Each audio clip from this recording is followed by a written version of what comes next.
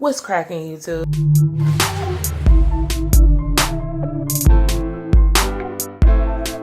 What's cracking, YouTube? I'm Rosabelle, and thanks for tuning in to this very special episode today. Before we get started, please go ahead and hit the subscribe button below to subscribe to my channel. Go ahead and hit that notification bell next to it. That way you can get my notifications first. Please go ahead and give this video a big thumbs up. Or if you didn't like it, go ahead and give it a big thumbs down. Either way, drop a comment down below in the comment box and let me know your feedback.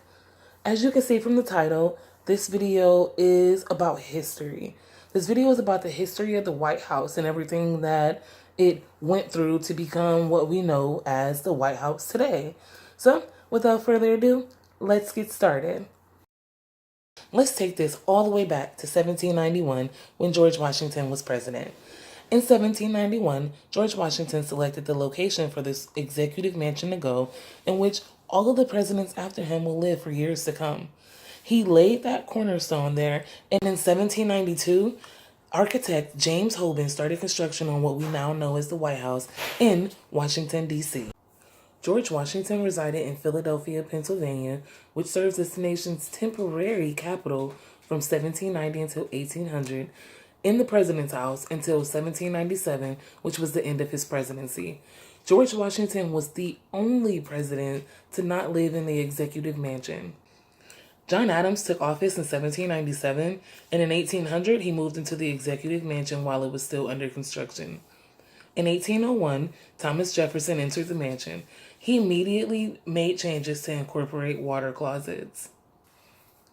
Jefferson lived here until 1809 when James Madison became president. During Madison's presidency was the War of 1812. The War of 1812 lasted from 1812 until 1815. Unfortunately, in 1814, the executive mansion was burned down and only the exterior walls remained. After the war, the mansion needed reconstruction. During reconstruction, architect Benjamin Henry Latrobe suggested design improvements, but he was rejected. Construction was complete in 1817 when James Monroe took office. Fast forward to 1824 when the South Portico was constructed. The North Portico was constructed shortly after in 1829. In 1833, during Andrew Jackson's presidency, running water was introduced, and in 1837, central heating was installed. In 1848, gas lighting was installed. Now, let's skip to the late 1800s. The first hydraulic elevator was installed in 1881, and in 1882, Louis Comfort Tiffany enhanced the White House with Tiffany glass, windows, and gaslight fixtures. Ike Hoover, an Edison employee and future chief usher, installed electric lights in 1891. He also installed the first electric elevator in 1898.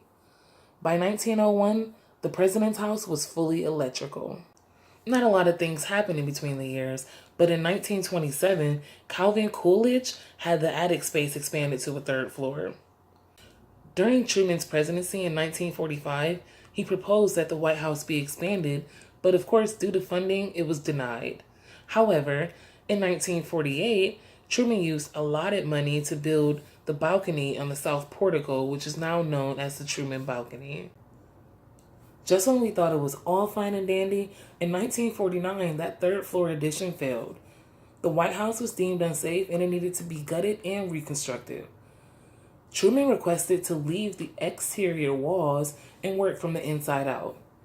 During the renovation, the Truman family moved into the Blair House, which was across the street from the White House. Currently, the Blair House is used for guest visiting dignitaries.